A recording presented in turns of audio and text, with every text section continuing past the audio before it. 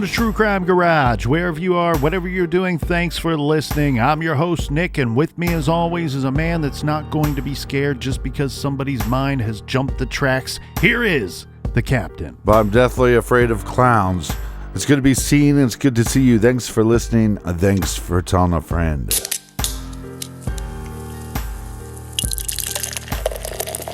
Today we are still sipping on Don't Worry, My Mom Said It's Cool Bourbon Barrel-Aged Imperial Birthday Cake Stout, and it doesn't have to be anybody's birthday to celebrate and drink a few of these, but it's 12% ABV, so drink these at home in your garage. We put a 4.5 bottle caps on this one. Let's give some thanks and praise where it is most certainly due. Right here, first up, we have a big cheers to Beth in Cleveland, Ohio. And a big We Like Your Jib goes to Melanie in Winfield, West Virginia. Next up, we have a double-fisted cheers to Trish and Nicole in Cannonsburg, Pennsylvania. And a big shout out to Andrew from Oregon. Next, a cheers to Abigail in Milan, Tennessee. We also have Daniela in Astoria, New York. And last but certainly not least, we have Sally in Dorset, United Kingdom. Everyone we just mentioned, they helped us out with this week's beer fund, and for that, we thank you. Yeah, BEERRUN, Beer Run. Get you some.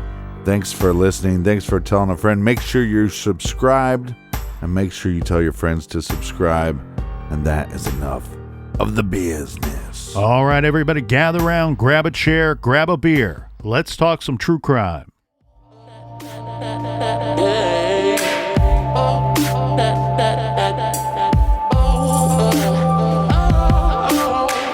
Where we left off yesterday, Captain, is with the accidental, or what appears to be an accidental death of Ron Gillespie driving his truck August 19th, 1977. Am I saying 100% that there was no foul play involved? No. I don't think anybody can say that for certain. However, the evidence shows and stacks up that this does appear to be an accident. And if there was anybody else involved, the police, the sheriff's department, and BCI could not find any evidence of such. Right, and the police have to rule this an accident based off the evidence. And when people talk about a cover-up, again, what would be their motive? What would be the whole police department and the sheriff and everybody else involved, coroner, everybody else involved, what would be their motive to cover up this accidental death for the superintendent or a bus driver? It doesn't make a lot of sense to me that there would be a cover-up. And in regards to Sheriff Dwight Radcliffe, I want to point something out here. This name may sound familiar to our longtime listeners because we gave him a shout-out in episode 396 in May of 2020 when Dwight Radcliffe passed away. We gave him a shout-out because Dwight Radcliffe was not only the sheriff of Pickaway County, he was the sheriff from 1965 until 2013. He was the longest-serving sheriff in the entire country, in the United States. And I understand that that does not make him a perfect man nor a perfect sheriff. However, what I see here, Captain, when we reviewed the information is rather than looking for reasons that this was a cover-up, what I found were reasons that the sheriff's department was looking to prove that there was no foul play to themselves. Right. By sending the gun to BCI, sending the ammunition to BCI. Had there been foul play or had they suspected foul play, they would have followed up on that. Yeah, because they want to solve why these individuals are getting harassed by this letter writer. And again, let's go back through a couple pieces of evidence. His blood alcohol level was 0.16. Family is surprised. They go, hey, we're surprised by this because he's not a heavy drinker. Well, if he's not a heavy drinker, then 0.16. He might not be able to operate a vehicle to the best of his ability. Also, not wearing a safety belt. Yes, and to be clear, basically thrown from his truck. Maybe if he's wearing the safety belt, he makes it through the accident. And to be clear, no one should be operating a vehicle with a 0.16, especially here in the state of Ohio where they've decided 0.08, half of that, is past the legal limit. Mm-hmm. Now, The next stop in our timeline would be 1983 per the Unsolved Mysteries timeline that we reviewed earlier. 1983 in February is when the attempt is made on Mary Gillespie's life, when she finds the nasty sign that has words and statements so nasty and terrible on it that she has to tear it down. And if the booby trap would have worked, it would have triggered the trigger on that gun and fired a shot in the direction of her and her head as she removed that sign. Mm-hmm. However, that is 6 years later. It's 77, the time of Ron Gillespie's accident. It's 83 with the attempt on Mary Gillespie's life. There is a lot that goes down during that span of time, and we're going to go through that. And this whole time, Captain, that whole time frame, there are letters that are continuing. There are suspicions that are going on in town about who could have tried to kill Ron Gillespie or who was responsible for that truck accident. Who is responsible for these letters, and how long are they going to continue for? Mary Gillespie that has claimed that there is no affair happening, but now her husband has passed away. And the superintendent, he is now going to get a divorce. We could assume if he had a nice relationship before these letters, that these letters made his relationship a lot more complicated. Yes, regardless of the dynamics of that relationship, I would guess so. Now, it's the late 70s when Gordon Massey and his wife split up. And at some point, Gordon Massey and Mary Gillespie say, yes, we did have a relationship. Their statement has always been that the relationship started after the letters. A better date for when that relationship started, I don't have for you. It's never been provided as far as I could find, other than the simple statement of, we didn't start up this relationship until after the letters started. So the other statement would be, it would be after Ron Gillespie's passing. Mm-hmm. You can question that as much as you want. I'm fine with it. I think that there's plenty of room for speculation there. That can be a hard thing to believe. I have seen situations like that, witnessed situations like that in my own life. So I can believe them. I don't 100% believe them. However, I don't look at this situation and see Mary Gillespie being responsible for Ron's death. And I don't see what others are looking for, where they say, well, Mary or even Gordon Massey could be sending these letters when the letters started. Well, that doesn't make any sense. Why would Gordon Massey threaten his own career, his own job by sending these letters? They were sent to his boss before they were even sent to Mary Gillespie. Mary would be threatening her marriage or threatening her job as well if she were sending the earlier letters. Yeah, and again, it's a small town, so you screw up, it's not just as easy as getting a job somewhere else. You become a stain on that community. The other person that we mentioned in yesterday's episode, Captain, that was possibly tied, or at least suspected to by the Gillespies anyway, to be involved in these letters, is David Longberry. David Longberry resigned from his position with the Westfall School District as a bus driver. He resigned in October of 1981, October 22nd, actually, of 1981. Mm-hmm. This whole time, again, the letters continue. Now, two of the people that have been very central to this story all along are Paul Freshhour and his wife, who is also Ron Gillespie's sister, Karen Freshhour. To this point, their only involvement in the story, because on our timeline we've not gotten to the attempted murder yet, is that they have been trying to help the Gillespies through their problem, through this issue of receiving these strange and threatening letters. We did say yesterday that the letters, what we do know, when they were being mailed, were coming from Columbus, Ohio, from Postal Hub 430. C-Bus. Shout out to my favorite postal carrier in Columbus, Tim Williams, Mr. Speedy Delivery himself. And pretty badass on the keyboards as well. Paul Freshhour and his wife, Karen, lived in Grove City, Ohio. They were super tight with the Gillespies. Paul worked for Budweiser at the Anheuser-Busch plant in Columbus, Ohio. He worked there as a quality control officer or agent, whatever you want to call them. In 1982, him and his wife, Karen and Paul, they filed for a divorce. It was in early 1983 in February when the attempt is made on Mary Gillespie's life. And I think we should go through that because there's a lot of questions there, and you posed some of those questions yesterday. First off, we need to paint the picture.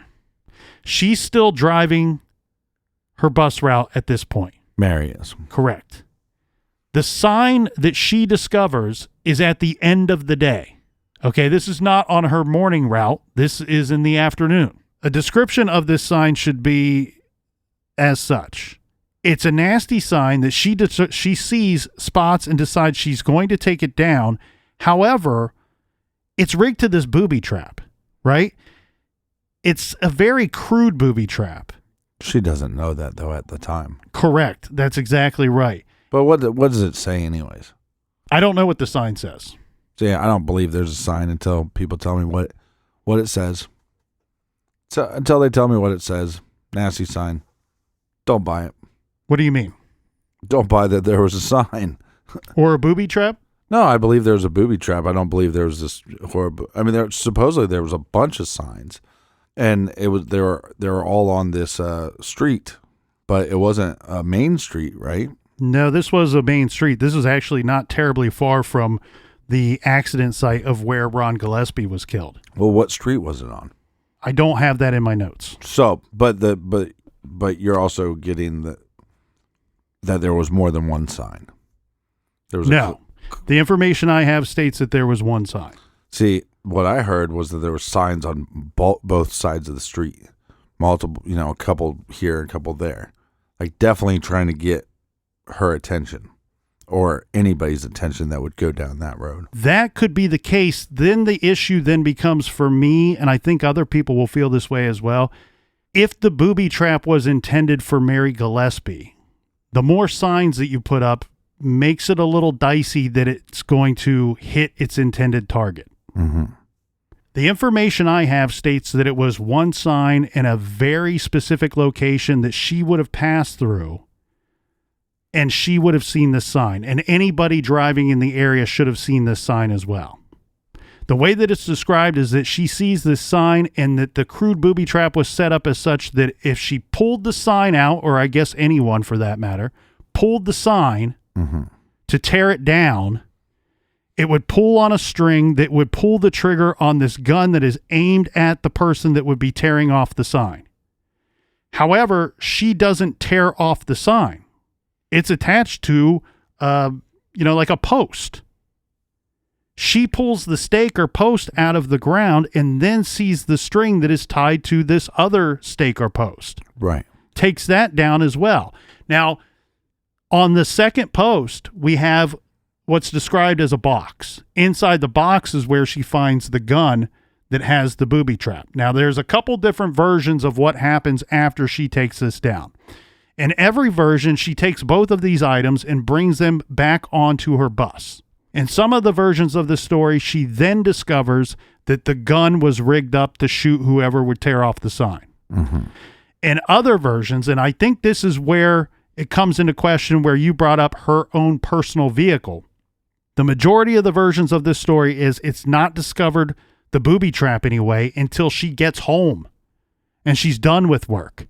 And as soon as she discovers this booby trap, she gets in her car and now she's driving off and she's going to report this to the authorities.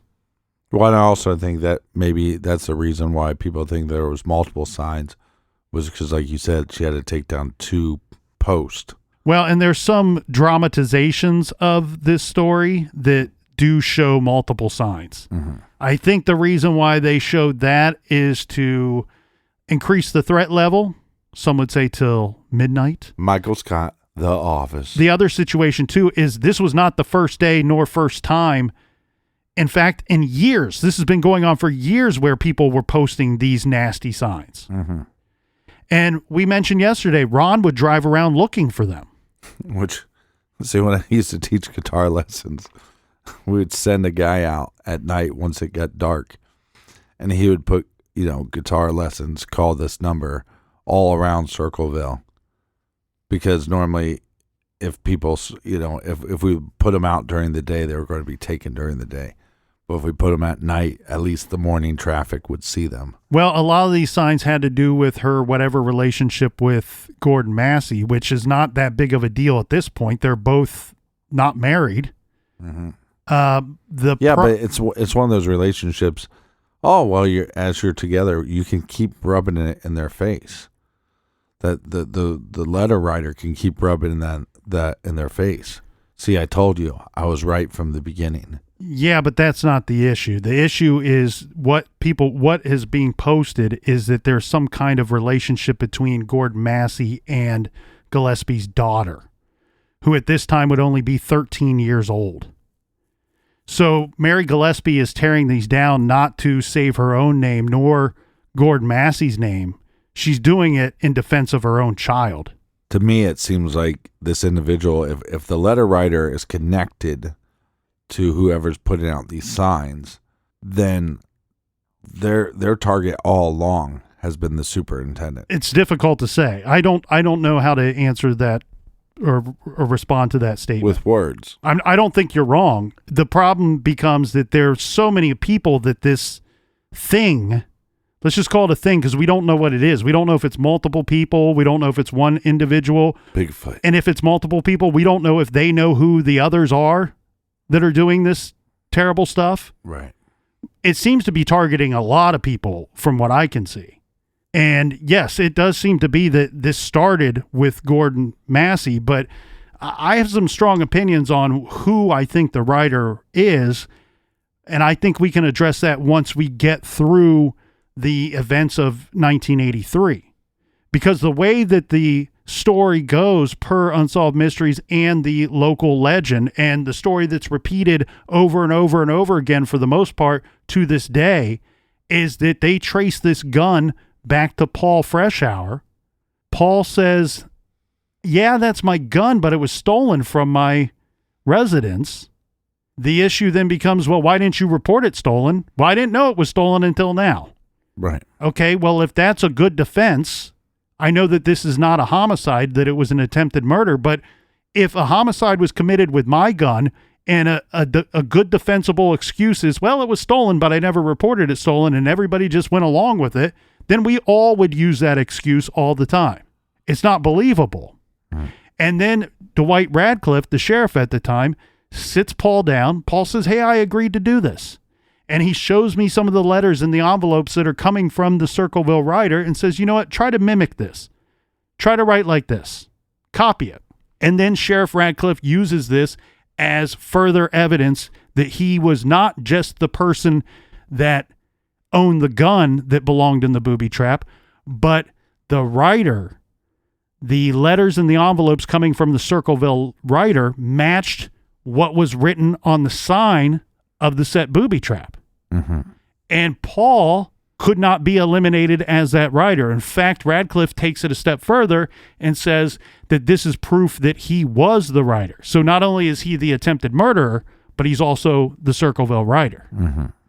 They take him to trial, and in October, the trial lasts about 1 week. Paul does not testify on his own behalf, and he is sentenced to 7 to 25 years in prison, which is the maximum sentence at that time. Then he gets jammed up even further because he can't get paroled because the letter writer continues to write these letters and send them to businesses, churches, individuals. Mary Gillespie, she gets more. The school board keeps getting more letters. In fact, Paul Freshhour himself gets a letter. And we know Unsolved Mysteries gets a letter. Yeah. It's like Oprah. You get a letter. You get a letter. You get a letter. Look underneath your chair. And so Radcliffe tells the warden, hey, you can't let this guy out. He clearly has not learned his lesson. He's still writing these letters. Well, they did the investigation to see if there was a way basically for him to get a letter out. That's easy to do. It's easy to do. Do we know what prison he went to? Well, he was in Lima, Ohio. So this would be a maximum security prison at the time. And but the letters were still coming from Columbus. Yes, which makes it difficult, one. But the other thing, too. But it doesn't make it impossible. I mean, we have... No, but the tricky thing, Captain, becomes they monitor, in these prisons, they monitor the ingoing and outgoing mail. No, I understand that. But what I'm saying is, if the mail was still coming from Columbus, all you'd have to do is bribe one of the officers to take the mail for you. And then that officer might think, well, I gotta read the letter beforehand. All he's doing is talking some shit. And I know he's harmless because we have him locked up. I'm just saying it wouldn't be that far-fetched to have him bribe somebody to, hey, if I write a couple letters, will you drop them off for me? No, and I'm glad you bring that up for a couple of reasons. Because I'm on your side. I want to say this, though. I believe the warden exactly as the warden said in his statement in his letter, that I did an investigation, and it is my opinion as the warden of this prison that Paul Freshhour is not mailing these letters through my prison walls. I believe that statement 100% because they are checking the incoming mail and the outgoing mail. Mm-hmm. And even when the letters continued, the warden said, cool, I'll play along. Paul, you want to keep playing your game? I'll put you and lock you up in solitary confinement. Mm-hmm. And he kept him in solitary time and time again, 3 different times. And the letters continued during all of those times. But I'm with you. I've seen Shawshank Redemption. I've read the book. Read in there said, you know what? Whatever you need, I can get for you guys. Mm-hmm. And what did he do? He got him. And I know that's fictional, but let's throw this little wrinkle in there. Paul Freshhour, at one point in his life, worked as a corrections officer in a prison in the state of Ohio. Not at the Lima prison. He worked at the Ohio Penitentiary, which is in Franklin County. Mm-hmm. He worked that job, I don't know for how many years. I believe it was less than 10. This was after he got out of the military, after he went to college. I always think it's funny when they get flipped to the other side. Like, for so many years, I was the officer, and now I am the prisoner. So if anybody could figure out how to do it, it would be somebody in Paul's situation. Somebody who had worked, as you said, both sides of the bars. Mm-hmm. The other issue, though, also becomes it doesn't have to be Paul Freshhour writing these actual letters that continue during this time to be connected to Paul. It could be somebody for him on the outside that doesn't need nor require any information from Paul at all and just keeps sending them on his own or her own to try to make it look like Paul is innocent. Because what did they tell us at trial? What did they tell us in the papers? He was the writer. Not only was he the attempted murderer, but he was the writer. That they're one and the same. So if the letters continue, then maybe they got it wrong with the attempted murder. Right. Let's dig through this attempted murder charge a bit more, because there is some evidence that magically has lost its way today when this retelling of the story continues.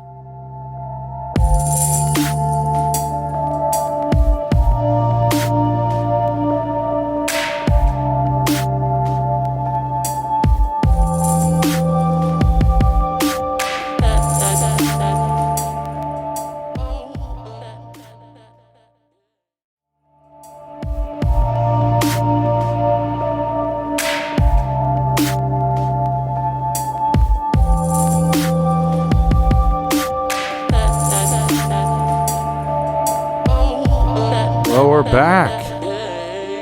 I didn't go anywhere. Well, you should have. Tall cans in the air. Cheers to everybody. You should have front went and somewhere. back, side to side. Oh, by the way, if you would like to receive some mail from us, make sure you sign up on our mailing list. That's right. That's right. We will try not to send any booby traps. So here's some issues with Paul's guilt and with his innocence that we should point out. Mm-hmm. First off, we had several people at his trial that testified as to eyewitnesses of what they saw that day where the sign and the booby trap was set up. Yeah, but we have issues. We always seem to have issues. The issue became a couple of things. One, Paul did not go to work that day. We know he worked in Columbus, so that would have been a really good day for Paul Freshhour if, in fact, he was innocent to go to work. Yeah, and that, it would have been a 20, 30-minute drive for him. The Anheuser-Busch plant is North Columbus. It would have been an hour for him to get to this location. And he worked long days as a quality control officer. He worked 50 hours a week up in North Columbus. Yeah, but if he didn't go to work, he's coming from his home in Grove City. That's correct. I'm sorry. I thought you meant if he was at work. But yeah, so it would have been a great alibi had he been at work. Now, he did have an alibi for portions of that day. The question then became when, in fact, was the sign and the booby trap set up? Because there are other people that say, hey, I saw a tall, sandy-haired man in a yellow El Camino parked right in that general area, and this was before the sign was visible to anyone else. Mm. There were other eyewitnesses, however, that put Paul in the general area of Circleville and Danville around the time that it is believed that the sign and booby trap were set up. So more for him being in the area rather than against. And of course, the damning evidence is that he did not go to work that day. There's also a lot of stuff going on in Paul's life leading up to February of 1983. In 1982, he and his wife Karen divorce, and it's not a good one. It's not a clean break. It's not nice and neat for everybody. Well, then why not shoot her?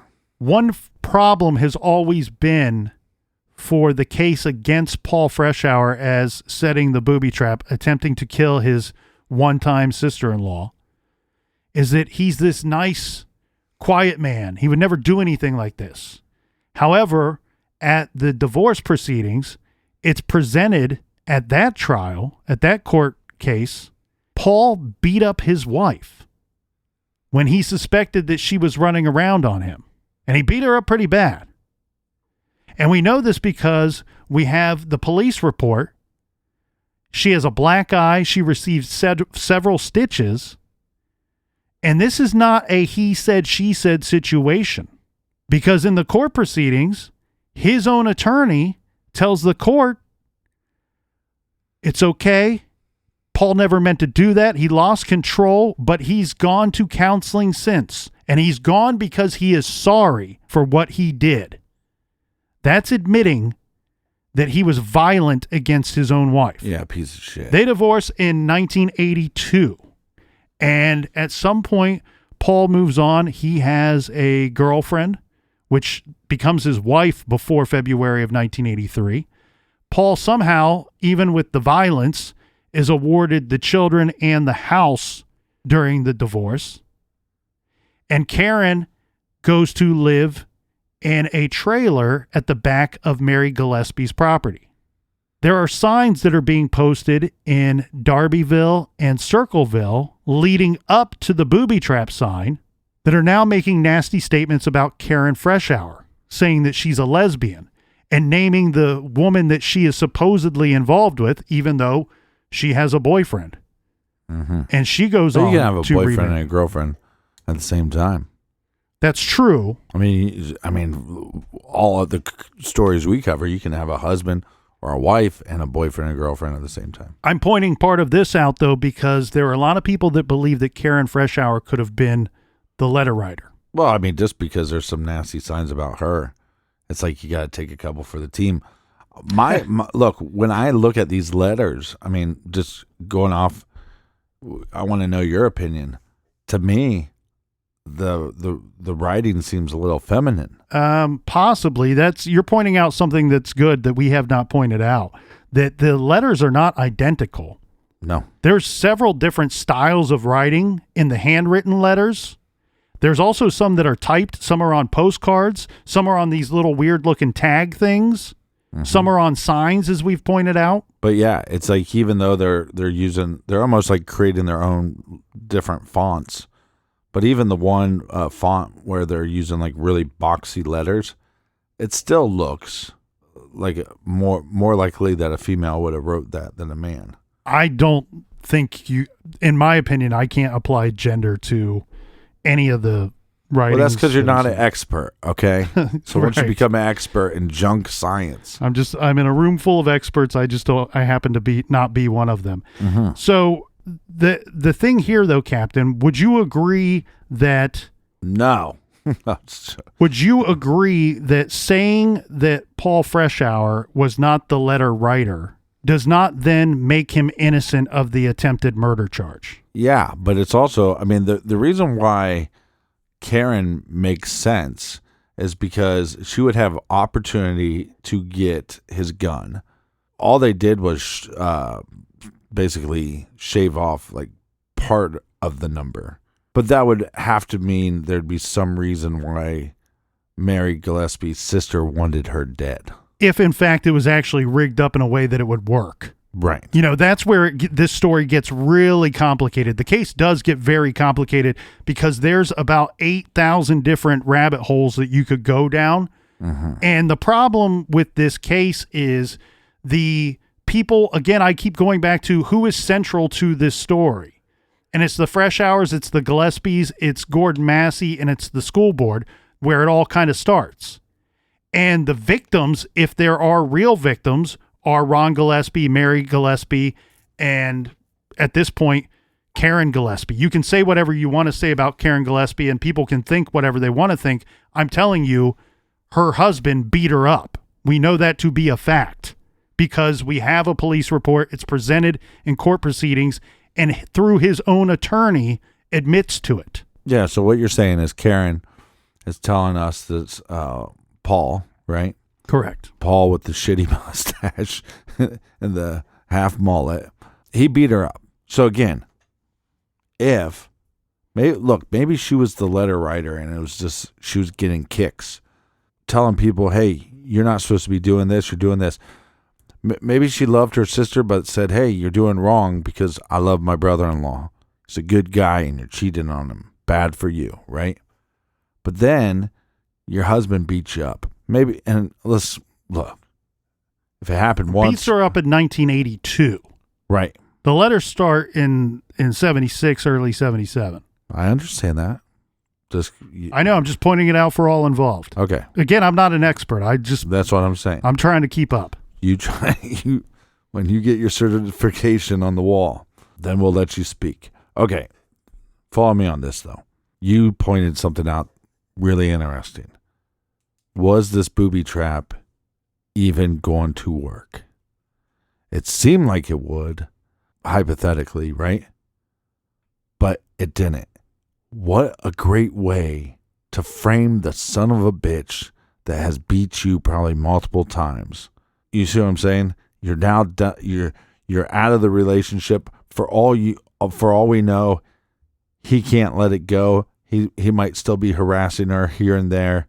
And she goes, hey, I'm going to set this trap up with his gun, and he's going to go to jail for this. I agree. If Paul Freshhour was set up, it had to be somebody extremely close to him, somebody that had access to that gun that, as he just said, I don't know when it disappeared. Someone stole it from me. That's how inside the person would have to be. Well, if you're the letter writer and I'm right, write us a note. The thing is, let us know that we're right. You're talking to a room full of people, and I don't mean here in the garage. I mean, I don't believe for a second that there was anything short of at least half a dozen people writing these letters. Really? Because why would Karen Freshhour? Why would she be the original letter writer? I don't believe the person that started the letter campaign back in 77 was the same person that was still writing the letters in the late 90s. Yeah, if there's hundreds, maybe 1,000 of these letters, yeah, you're going to have multiple writers. Because also it'd be so easy, like you hate your job, your boss is a little bit of a cunt muffin, so you're like, hey, I'm going to write him a note, get all my grievances out, get my point across, and they'll just assume it's a part of these other letters.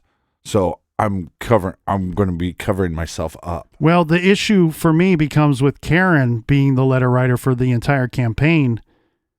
If she's upset about an affair, why wouldn't she just tell her brother?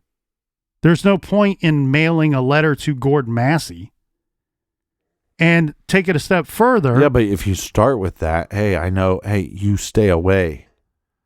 It's easier to send them a threatening letter, but not say, stay away from my sister. Would you not want your brother to know? You just want the affair to end?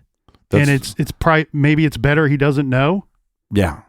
Yeah. Because where my mind goes is you just tell if you really care about them, you just tell them, hey, I think this is going on, or I know it's going on because of A, B, and C.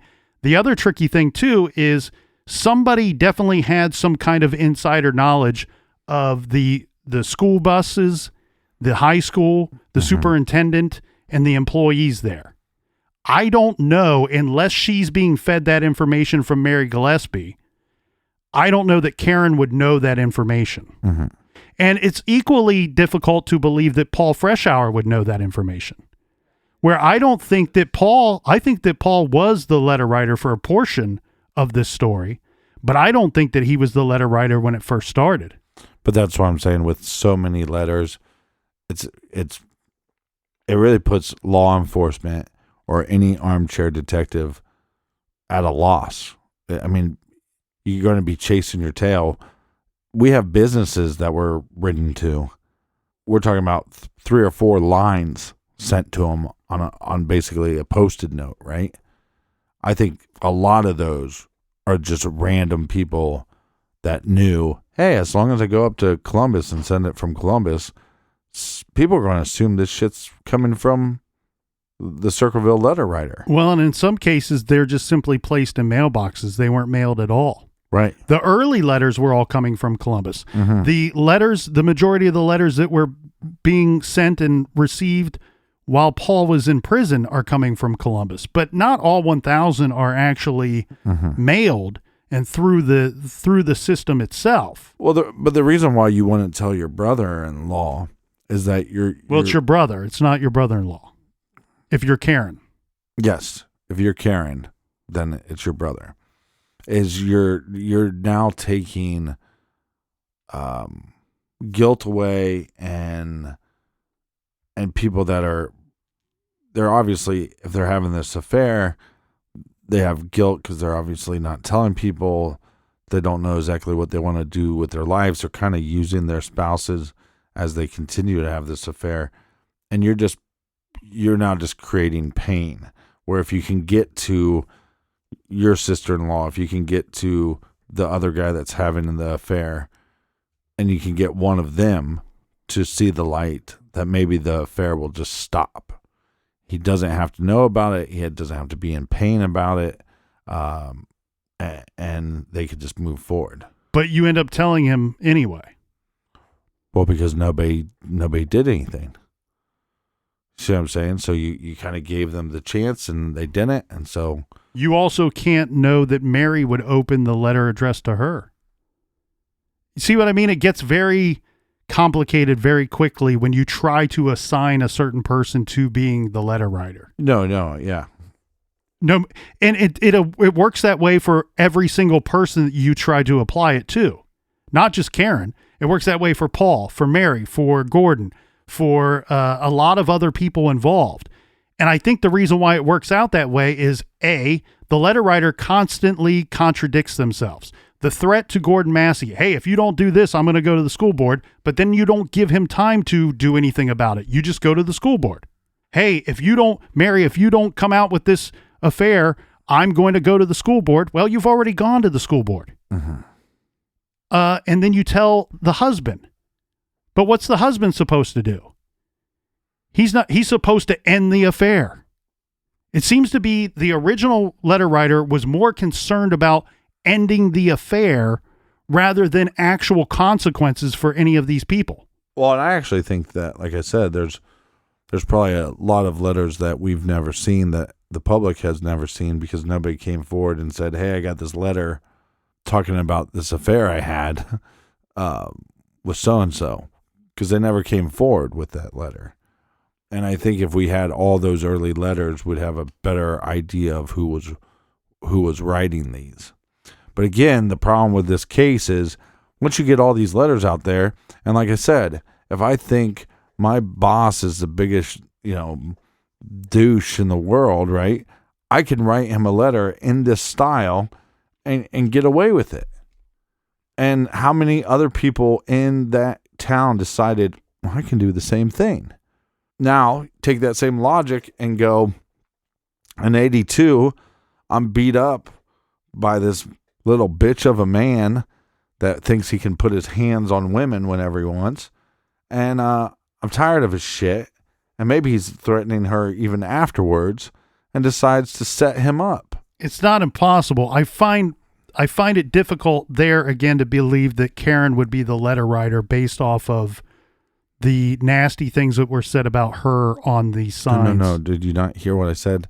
Has nothing to do with her being the letter writer. It's now opportunity. Oh, some people are questioning whether Paul is the letter writer. Let me set up this scenario using his gun that I stole from him. Right. And make it seem like these signs were set up. And it didn't seem like there was a lot of eyewitnesses that saw those signs. There's some reports of, oh yeah, I think I might have saw this, But then she collects that evidence, and what does she find? A booby trap that does not work for whatever reason. And she takes it back, and it just so happens to be Paul's gun. And what a great way for, Karen, or possibly Mary and Karen, to set up. So this son of a bitch goes to jail. See what I'm saying? Oh, I agree. Because many some people son of a have thought bitch that. beat up my sister, and she came to me and said, hey, I got this little ruse, because they're not going to put him behind bars. They're not going to protect me. I'm going to protect myself. I could totally see going, okay, yeah, that makes a lot of sense. And then it's his gun, and if they think he's the writer, this guy goes to jail. I get what you're saying, and many people have thought that. And it's certainly an interesting angle to look at. Many people have said, you know what, maybe Paul is innocent here, and maybe Paul's the actual hero, and Karen is the villain all along that we should have been looking for when we thought Paul was the villain. Well, I mean, Paul's a villain in my eyes. I mean, you don't put your hands on women. There's a couple things that get, again, conveniently left out from the story along the way. One, the incident of Paul actually being a violent man on record when people say he's not capable of such horrible things. So the gun itself is lab tested so they can come up with the serial number to trace where it came from. They trace it to a sale at a pawn shop in Columbus, and it's proven that pawn shop sold the gun to Paul Freshhour. Uh-huh. That's not really in question because Paul admits to the sheriff, yes, in fact, that is my gun, but it was stolen, and I don't know when it was stolen. Why didn't you ever report it stolen? I don't know. Well, because I didn't know it was stolen. Yes, that's fair. Right. However, he does say that his home was burglarized. So, that's where he loses me a little bit. Is there a report of this burglary? Was there an insurance claim of this burglary? Those are things that I could not find. If he chose not to report the burglary, why? The other thing that gets lost along the way is when we go back to the writer and when we look at Paul's guilt, again, we've both agreed that whether or not he was the writer at any time during this story has little to do with him actually being guilty. He doesn't have to be the writer and be guilty of this attempted murder. The thing that gets really tricky with this, when you think about how many possible writers there were along the way, is we have a situation where 4 people readily admit we were receiving letters, Ron and Mary Gillespie, and the 4 of us took action. We took actions into our own hands and decided we are going to send some anonymous letters to the person we think is writing them to us. Right there, we see a chain of events that sets into place multiple writers. Mm-hmm. How many other people received letters and thought they knew who was sending them the letter and anonymously wrote them? And then that person anonymously writes somebody else, and then somebody else. And it continues on and on and on. This reminds me of another great book, Needful Things, where somebody does something wrong to one person. They assume somebody else did it to them. They wronged that person. And then that person wronged somebody else and somebody else and then somebody else. And the circle and cycle continues, and it grows and it gets more vicious as it goes. Oh, again, that's the funny thing about where it happened, Circleville. The difficult thing against Paul Freshhour is, one, he admitted that with that group of 4 that they sent several letters, anonymous letters. Mm-hmm. Later, according to Sheriff Dwight Radcliffe, Paul Freshhour, this is before he was convicted, before his trial, during interrogation, admits to Dwight Radcliffe as to sending 40 to 50 of the 1,000 Circleville Writer letters. This is magically left from the story as well. Mm-hmm. Paul Freshhour, his original statement to the courts against the charges of attempted murder of Mary Gillespie, he pled innocent by reason of insanity on August 8th, 1983. He later changed that to simply innocent, and he decided to fight the charges and lost in court. At the trial, Karen, his wife, who may not be innocent, we don't know. I can see your point there, Captain, and other people have brought up that scenario as well. But Karen testifies in court that on more than one occasion, she caught Paul with strange letters. One that he had ripped up and tried to flush down a toilet. One that she found stuffed between the mattresses. She thought that Paul was the letter writer. But she also didn't think that he was doing it since 77. I wonder if there's a situation here, Captain, where Paul Freshhour went off the rails. Mm. Do we have a situation where his life is spiraling out of control and he uses this already existence of the letter writer and the letters themselves as something easy for him to step into, to take advantage of a situation? He loved Ron Gillespie. There's no doubt about that. That's his own words that I'm using there. He says that Ron Gillespie was his best friend. He's convinced that somebody killed or Ron Gillespie was involved in some type of foul play that led to his death. Is there a chance that he ultimately believed Mary Gillespie was somehow responsible for the death of his best friend? And then after his nasty divorce and after he is brought into the light and shown to be who he really is, uses this writer as an opportunity to further attack his ex-wife by posting nasty signs about her, and attack Mary Gillespie, posting signs about her and sending nasty letters along the way. David Longberry, who we've mentioned several times in these episodes, he's not without fault here. He's not just another innocent person along the way. He, in the 90s, was accused of raping or sexually assaulting an 11-year-old girl, and he went on the run. I couldn't find exactly what happened to him or confirmation of such, but the story has always been that he hung himself somewhere in Texas. I happen to wonder, Captain, I'm not going to sit here and pretend to know who the writer was. I'm not going to sit here and pretend to say that Paul was 100% guilty, or that Ron Gillespie died 100% in a one-car accident that involved nobody else. But it looks to me to be a situation where Paul was guilty of what he was charged with. And Ron's unfortunate ending was probably just an accident. I also think that there's a good, strong chance David Longberry, who resigned in 1981 and who worked for the school system in 76 and 77, 78, and leading up to 1981, knew the inner workings of such. He may have been the writer or one of the writers in the beginning. And I think Paul was probably one of the writers at some point along the way. Maybe in 82, 83. Maybe he figured out a way to continue to write them or had someone on the outside. That's the other thing here, too, that I think gets missed. People assume because the letters continued that it couldn't have been Paul. They also assume that he had to have been getting letters out of prison. He doesn't. Somebody could have helped him on the outside with getting no information from Paul at all. No help from Paul at all. Nothing. Well, and when people say, well, he got a letter, I mean, well, if he was the letter writer, he could just go, well, look, guys, I got a letter. So I did. Yeah, he does this. Hey guys, I got a letter. I just finished writing it. No, but that's what makes this case so complicated. Like what you were saying. Is there one writer or multiple writers? And are the writers even aware of each other? Or are they all using each other as a pawn to not be caught as the main writer. And a lot of times we should point out the writer's not committing any actual crime.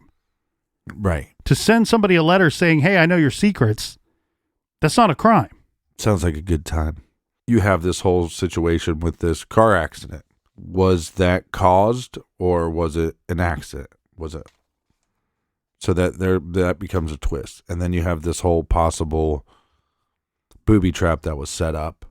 And then how many other little stories that have just been left behind in the past of the Circleville letter writer, of other possible wrongdoings happening. One of the stories that has been left behind, and I would like to highlight it before we wrap up here today, Captain, is that in March of 1992, Chief McKean, he's the police chief in Grove City, where Paul Freshhour one time lived. He actually went back there and lived after he got out of prison, and he passed away while still living in Grove City all those years later. But in March of 1992, the police chief of Grove City receives a letter that says that Mary Gillespie is responsible for the letters, but includes this tidbit of information. Whoever killed Ron Gillespie is also the person who killed a woman named Vicky Koch. I agree with all the people out there that say that this mystery is super intriguing. It's super fascinating. What I don't love, and I know that they're pushing a different product. We have true crime here in the garage. But what is often said is that the Circleville letter writer is the greatest mystery in the history of the state of Ohio, or one of the greatest mysteries in the state of Ohio. I would like to point out, regardless of whatever this letter said, I don't have the exact wording in front of me that was received by the Grove City Police Department, but it did say whoever killed Ron Gillespie also killed Vicky Koch. Vicky Koch, her murder is still unsolved to this day, and she was killed in Pickaway County. And this is from Dave Yost, the Ohio Attorney General's list of unsolved homicides, their database. The details of the case are this. On August 14th, 1980, Vicky Koch was reported missing from her residence in Circleville, Ohio. Vicky was last seen by friends on or about August 10th, 1980, after attending an event in Ross County, Ohio. On Friday, August 15th, 1980, her vehicle was found parked approximately 5 blocks from her residence, unoccupied. Neither residence nor her vehicle revealed any evidence of a struggle or altercation. On September 17th, 1980, a nearly skeletonized body was discovered in an area of Madison County, Ohio. The remains were identified as Vicky Koch through dental records. The cause of death is listed as death due to violence. Again, her case is still unsolved to this very day. And she was a teacher working in that area back in 1980 before she went missing. When we highlight mysteries of Ohio, or anywhere for that matter, I think we need to sift through some of the sensationalized and some of the ones that are filled with bright lights and shiny objects and confusing rabbit holes, and look to the real cases like that of Vicky Koch.